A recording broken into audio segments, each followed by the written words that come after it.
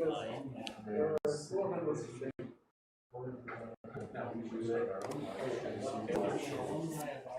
that sounds fun.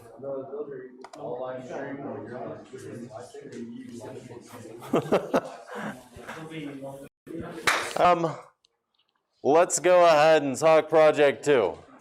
So last week, what I told all of you is project 1 was really focused on professionalism. Can you professionally communicate?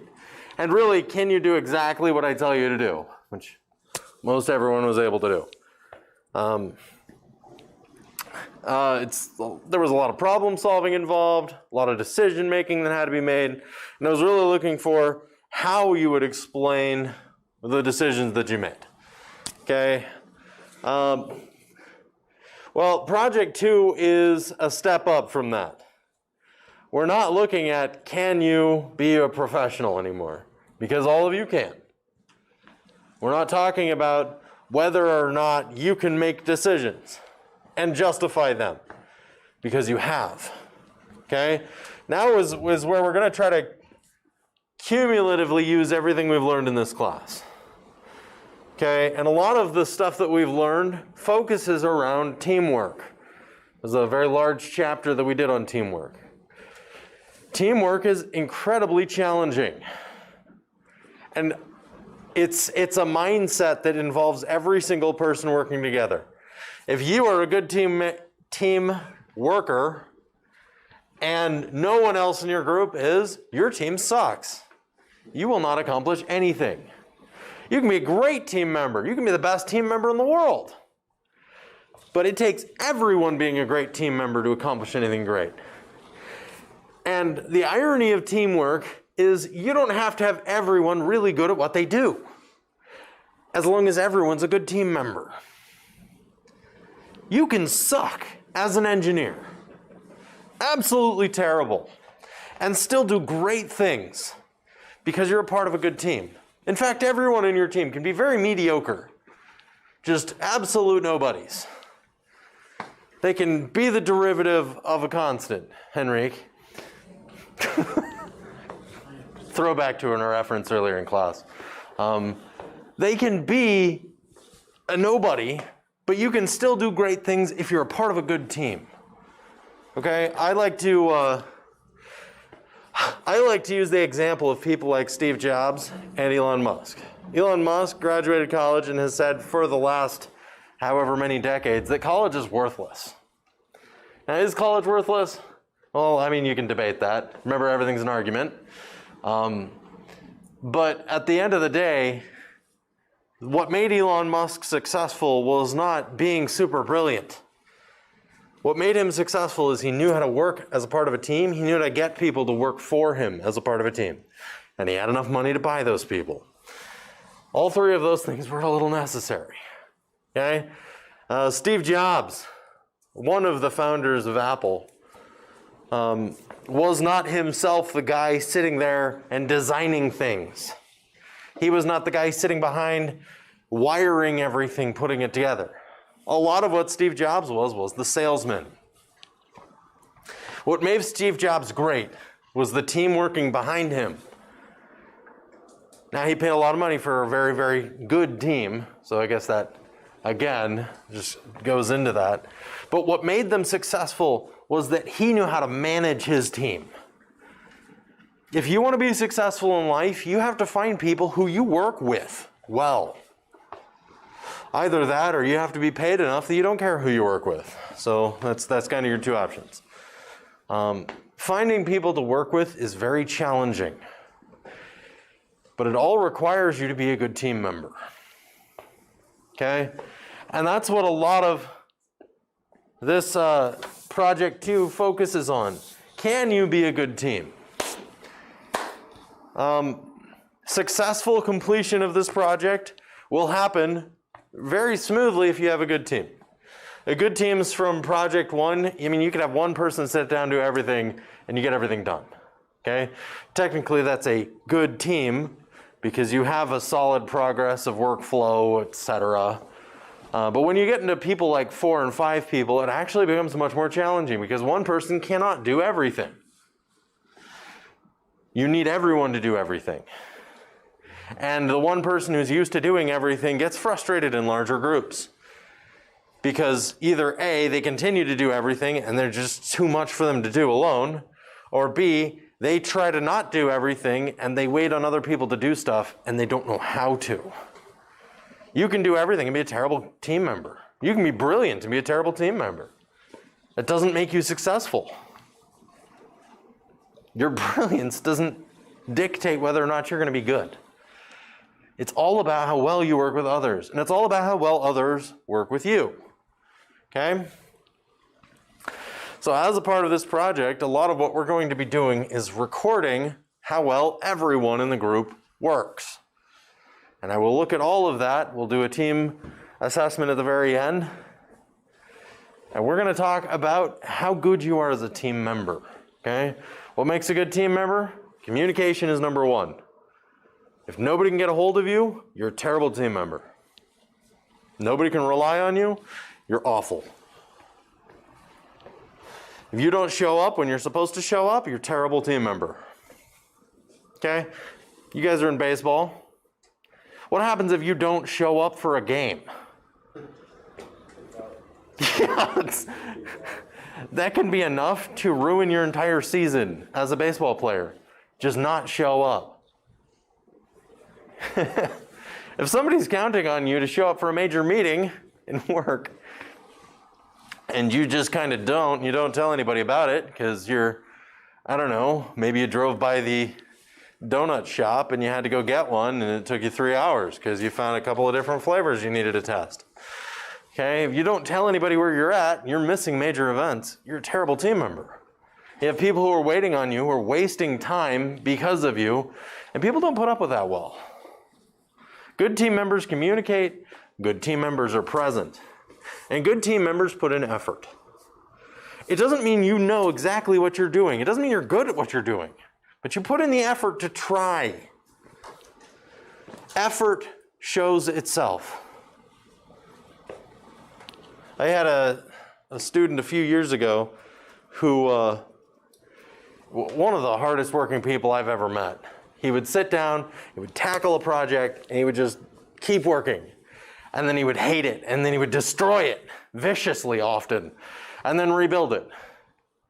And I would go in and I'd find this little dinky thing he'd made. He said he'd been working on all week. And I would say, oh, what happened? And he's like, well, I built this, destroyed it. I built this, destroyed it. I built this, and destroyed it. And now I have this. And he hands me this thing, and it's dinky and tiny, but it worked. And it did exactly what I wanted it to do. And I look at that and I say, well, this is very optimized, because it's very clear that this is not just your first prototype. Even though he had only this little tiny thing to show me, because he viciously destroyed all of his other work, his effort showed by the amount of thinking that went into this little tiny thing he handed me. And I will tell you, he didn't know what he was doing most of the time when he did it. He didn't walk into there going, man, I brilliantly understand the foundations of everything that's going on here. He didn't. All he knew how to do was try again. And he was able to accomplish a lot that way. And he's actually doing very well right now out in life, because he put in effort. Good team members do 3 things. They communicate well, they show up, and they meet their responsibilities, and they put in effort. Okay? If you as a team member are lacking effort, you're not trying towards the group, your group will see it. If you're putting in a lot of effort and whatever you do, you still suck, your team will still see it. And I don't care how much you suck. And they won't care how much you suck. It matters to them that you're trying. Because more than likely they give you a task they didn't want to do themselves.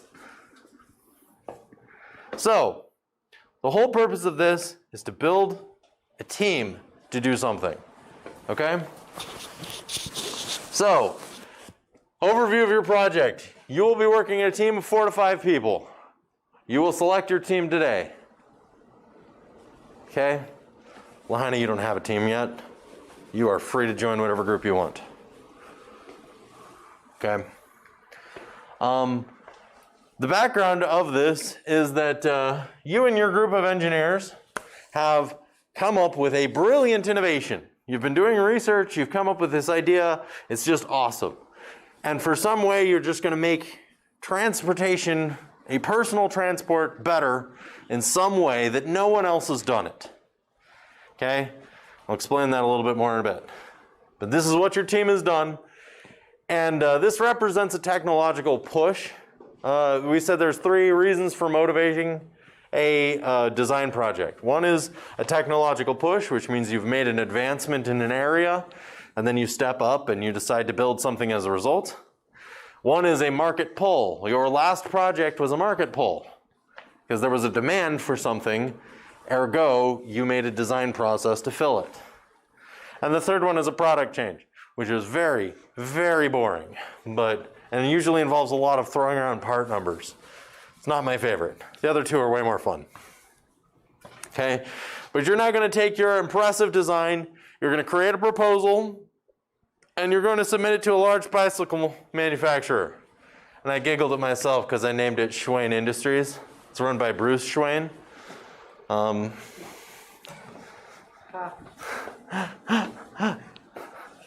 on, I got to get myself on camera now, slapping my knee.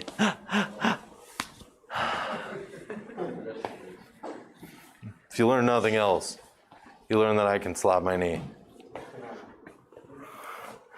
Okay. I know, right? I've been practicing for like 2 years. First, I kept slapping my face, and I was like, this isn't working. So, this project is open-ended intentionally. I will give you constraints. I will give you measures of quality. As long as you satisfy exactly what I give you, I don't care what you give me. Okay? You could be building a bicycle, a motorcycle, moped, you can make a tuk-tuk car. I don't really care. I would advise that you not try to take on something that you can't complete in this semester, but I applaud creativity. Okay? The goal of the project is threefold. 1, create a professional proposal. You're going to have to work through the proposal process. It is very similar to what we did for project 1 with developing a proposal, but this time it's more of a company proposal. Second one is you will have to work collaboratively. And third one is redoing what we did for project 1, which is showing problem solving and decision making skills. Okay, so the constraints that I give you. Whatever you make must be able to seat at least 1 human. Yes, that does mean it has to be made for humans. You can't make this for hamsters. Okay? You have to have some ability to control where it goes. If it doesn't have controls, well, it's not really going to work very well. You have to have the ability to transport a passenger. Transport means it has to move. This isn't a chair. This is a transportation device. Okay? So, example, may have a chair, may have a steering wheel, may have wheels. Okay? Constraint, it has to have at least 1 tire. I don't care if you make a unicycle. I don't care. But whatever you do, it has to move using something that rolls, which is a tire. Okay? And then lastly, it has to be something that you fit in your garage. So we're not talking rockets or tanks. We're talking a personal transport vehicle.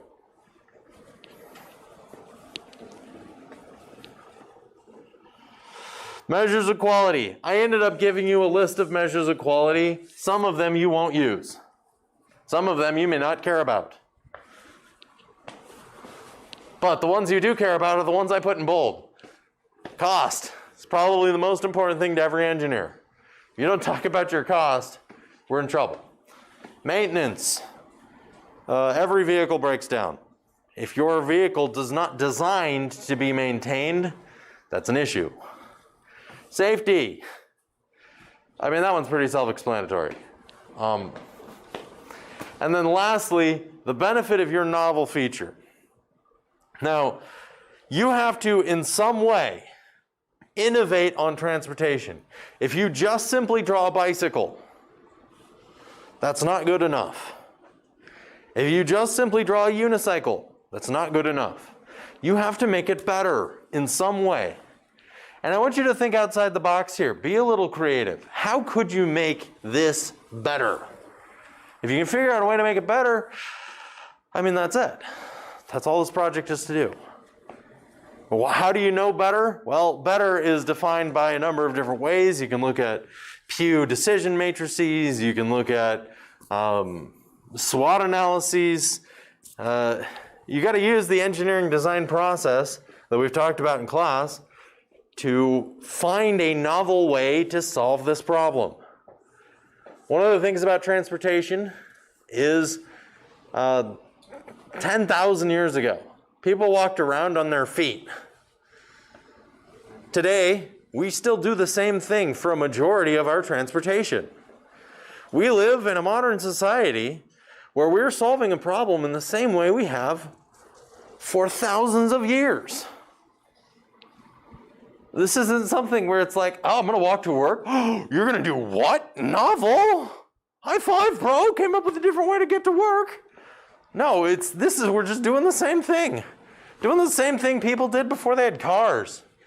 Doing the same thing that people did when they couldn't afford horses. We're doing the same thing people did when they looked at circular objects and were like, I wonder if that'll move. Okay? We're still doing the same thing, which means we have not yet come up with the solution for transportation. We've come up with many different solutions. Vehicles are a great solution.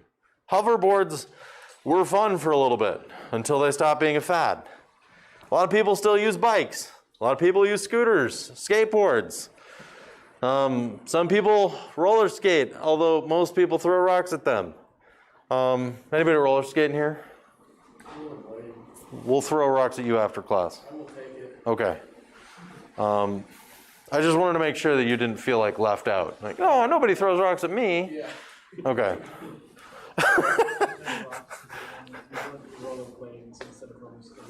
Oh. Wait, is that the distinguishment? How do you do that without getting your ankles cut up really bad? Wait, what? A rollerblade. Rollerblade? That's not bad. Every time I rollerblade, it's like my feet have been through Edward Scissorhands. I'll teach you. Edward Scissorhands is a good movie. It is, but not for your ankles. Yeah, not I'll teach you. Long socks. Long socks, yeah. I mean,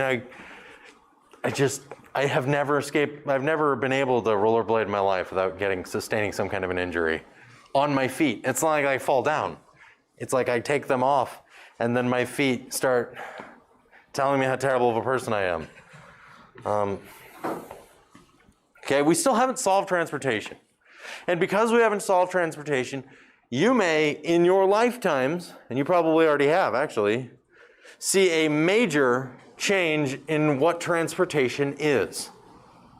We're now making a substantial change towards electric vehicles.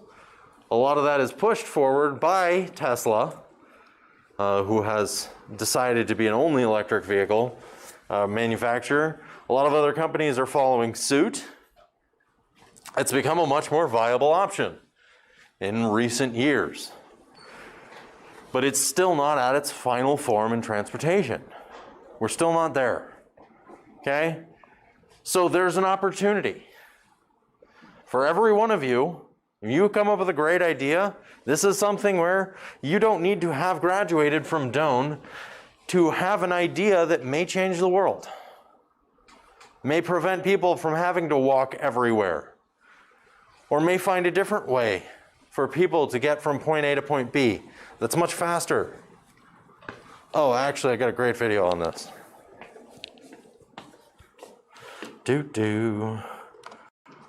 Oh, what's it called? Oh. What is it called? Oh, this was my most favorite video to show like 3 years ago. Ooh, I can watch myself. Look, I'm live. Watch it. Watch yourself, watch yourself. I wonder. Is this like one of those unboxing videos where you react to yourself reacting? Look. You say you like looking at yourself in weird ways. Whoa. Look, I'm going on YouTube. Nice. Where you're watching yourself, this is a lot of watching. You're gonna watch yourself, watch yourself. Well, as soon as it loads, yeah. Oh, I'm trying to think of the word. Oh, that's it. Okay. Yeah, the video that I'm looking for. So, does anybody remember this fad?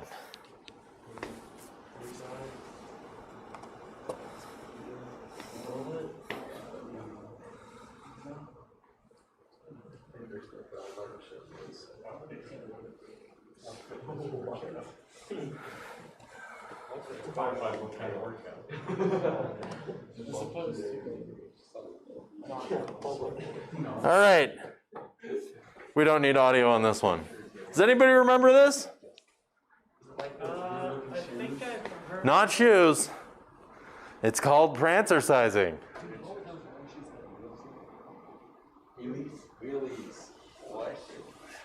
It's exercise. Yeah, can you give us an example? She has changed the walking. I'm on YouTube right now. No. Just go over here. Okay. Yep. Look at how millions, 15 million views. No, I only did like 3/4 of them. I mean, you try to emulate it, but I don't think I can do that justice. Go over here and just try. I think I need a Okay. You do it. You have to do it when you walk up. That was put out in 2012. It became a YouTube sensation. That was it was very interesting. A lot of older individuals enjoyed that video because it was a form of walking where they had aerobic exercise that didn't hurt their joints very much. Okay? So, I mean, make fun of it as you will, but some people actually found some use out of it. And now, 8, 9 years later, prancercising is dead. So, it's prancercise time. No, I'm not doing it on YouTube. Not doing it on YouTube. Okay, but we still haven't reached our final form.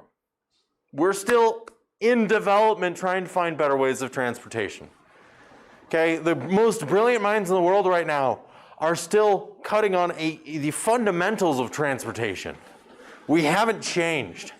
So that's one reason why I really like this project. Now, your deliverables that you're giving to me. By the end of this week, you need a signed contract with your teammates telling me who's doing what, who's taking on what roles. That has to happen, okay? Every week, you will be handing in weekly minute notes. Each one of them will be worth 5 points. By the end of next week, you will be handing in an annotated bibliography with at least 10 sources. Okay? You'll be giving a team health assessment in a few weeks. You'll be giving a full project proposal paper, which you'll notice that's worth a lot. And then you'll be giving a poster presentation on the day of finals. That's how we will finish class. Okay? I then go through exactly what I expect out of your proposal. Now, I've uploaded a proposal sample. Well, I will. I actually haven't yet. But I will upload a proposal sample to Canvas. Use that document. It already has a lot of these sections set up. but use it to fill out the rest of this. Okay, so your proposal is going to have a title page, just like how, I'll pull up that document in a second. It's going to have background and significance. Here you're going to talk about why you're solving the problem, talk about what innovation you came up with, because that's background information for why the design happened. You're going to give design details. In this section, you should show some pictures of your design. You can just screenshot some of your SOLIDWORKS stuff.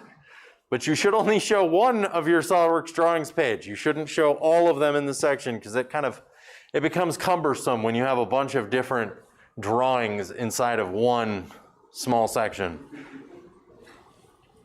You will be giving an evaluation and a comparison to other designs. If you designed a bicycle, you would compare your design to other bicycles. If you design a moped, you compare it to other mopeds. Okay? How does yours perform compared to others that are on the market right now? You will need to state all of the measures of quality that were listed in bold. And you can use other measures of quality, but you should at least use those. Okay, you're going to do a little bit of optimization, and this is something we'll talk about later on in this class. But you'll have to do a Pew matrix, Pew decision matrix, and house of quality. That's kind of how you make decisions and how you make things better. In that way. You'll have your references. If you've done an annotated bibliography for me before, your references should basically be your annotated bibliography, just minus all the annotation. It should just be the bibliography part. Okay? And then you're going to have your full set of SOLIDWORKS drawings in the appendix. You'll notice that's a third of the worth of your paper right there. Okay? Your poster presentation is going to have all of the display of information. It's going to have your design details. Design optimization, you need to have a lot of graphics on a poster.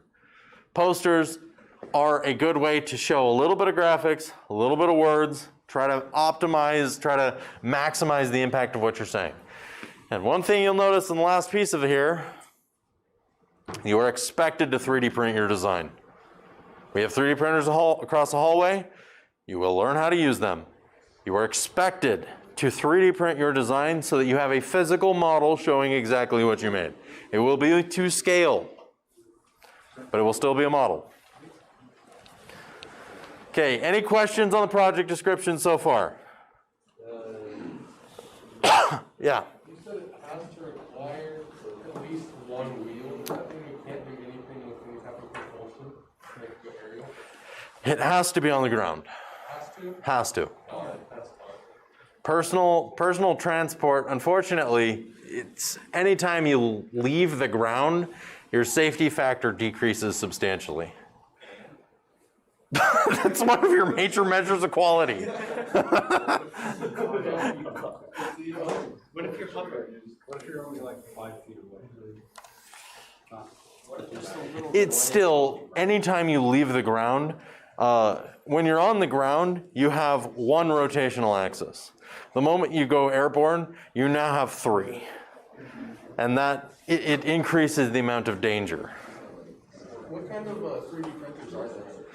Right, we have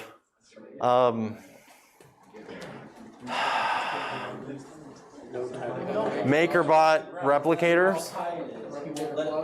I think it's a Replicator Plus. You can go across the hallway and look at them, but we also have a much larger one, but it is way more expensive to print, so we probably won't use that. Yeah. No, it has to be on the ground. I'm already mad about that. It can be. You can make it very futuristic. But if it's like 1 centimeter off the ground. It has to have a tire that touches the ground. So we'll put a spare What if tire it lands on the tire? Like an We airplane. have a helicopter with a really long rope with a tire on it. It touches Yeah, just like it's like They have a tire swing. Oh, no. So when you 3D print your model, is it just going to be laying on the table with some weird tire attachment? Don't hang it from the ceiling. before you come. You're going to have a hard time. You're going to have a very hard time justifying any safety measures for any aerial vehicle, which is why I'm saying keep it to the ground. Yeah, but then you're gonna have fun. What? This isn't about fun. The fun factor was It was not. It was not. It was, No the way. fun factor was up there as well. It just wasn't in mold. It was up there. It just wasn't in mold. What was it? The safety? No.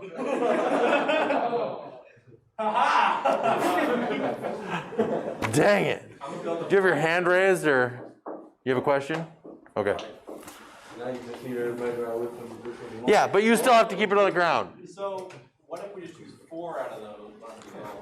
Like, we just get to choose some. No, no, you have to cover the ones I listed in bold. What if it's focused on the fun? All this is fun. Not safe at all. Don't focus on the cost. I mean, they can be. Does water count as the ground? Kale, does water count as the ground? Can we make? Yes. Okay. Huh? We can. Water does count as the ground. If you want to make a personal water transport vehicle, that's fine. And then in that point, whatever you use to propel yourself that touches the water is counted as a wheel. We will also have wheels. Yes. So, what if it's like, so you know, like you hang glide off a boat? What if you hang glide off a car? It is technically connected to the ground. Perfect. However, you would have to model both. That's fine. Okay. Oh, yeah. All right.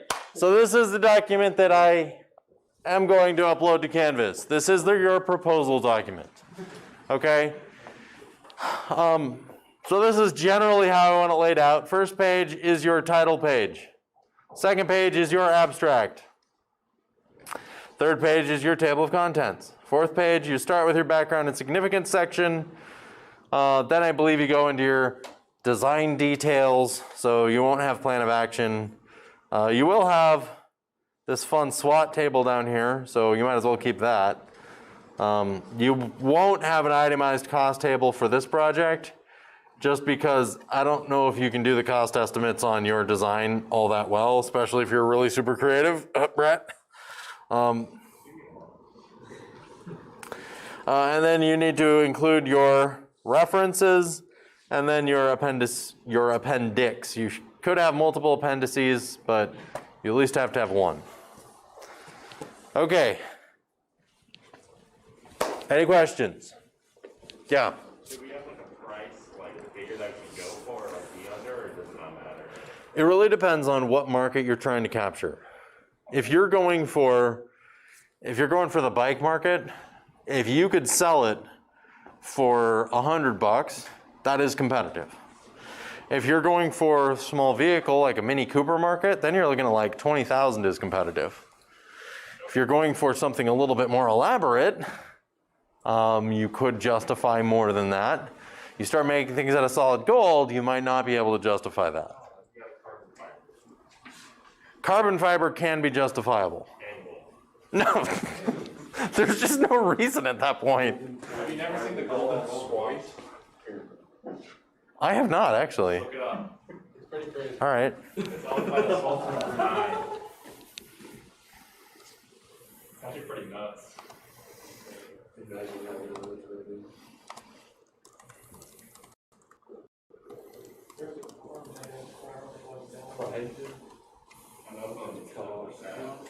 Yup. Yup. I wouldn't buy it. Should look up the Sultan of Brunei's gold Deliverables. It's even better.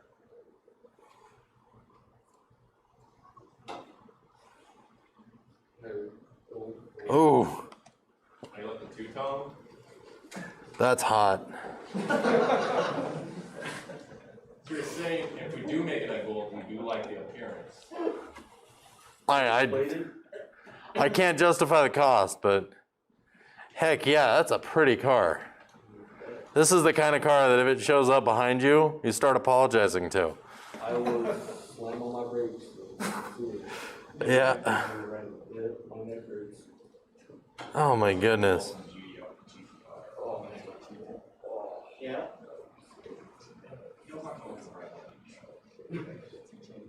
Yeah. Okay, well anyways, does anybody else have questions?